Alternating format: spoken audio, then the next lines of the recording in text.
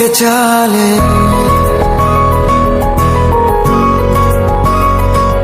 ఇట అంబోతులో తిరుగుతున్నావే, మీ ఇంట్లో ఎవరు నిన్నేమనరా?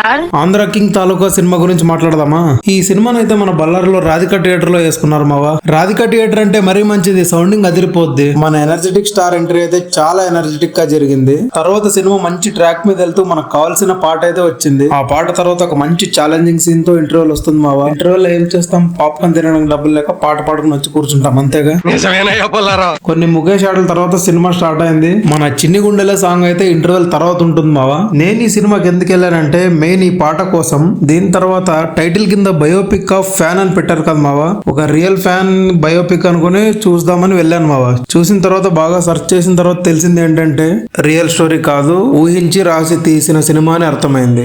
రియల్ లైఫ్ లో ఒక వ్యక్తి ఒక హీరోకి ఎందుకు ఫ్యాన్ అవుతాడు, ఏ సిచ్యువేషన్ వల్ల అవుతాడో, తనని ఎందుకు రోల్ మోడల్ గా తీసుకుంటాడో చాలా బాగా చూపించారు మావా. బాగా ఎక్సైట్మెంట్ ఫీల్ అవుతుంది. తన ఊరికి ఉన్న ప్రాబ్లమ్స్ ని, తన లవ్ స్టోరీలో ఉన్న ప్రాబ్లమ్స్ ని తన హీరోని ఇన్స్పిరేషన్ గా తీసుకొని ఎలా ఎదుర్కొంటాడో చాలా బాగా చూపించారు మావా. రామచంద్ర ఈ ఓవరాక్షన్ భరించలేకపోతున్నాను రా. ఫైనల్ గా ఈ సినిమా అయితే ఒక మంచి మోటివేషన్ ఇచ్చే మూవీ అని చెప్పగలను మావా. ఈ సినిమా మీకు ఎలా కనిపించిందో కామెంట్ చేయండి మావా. ఇక సినిమా అయిపోగొట్టుకుని జెడ్ ప్లస్ సెక్యూరిటీతో ఇంటికి వెళ్ళాను మావా మన చింటూ బ్రోస్ తో.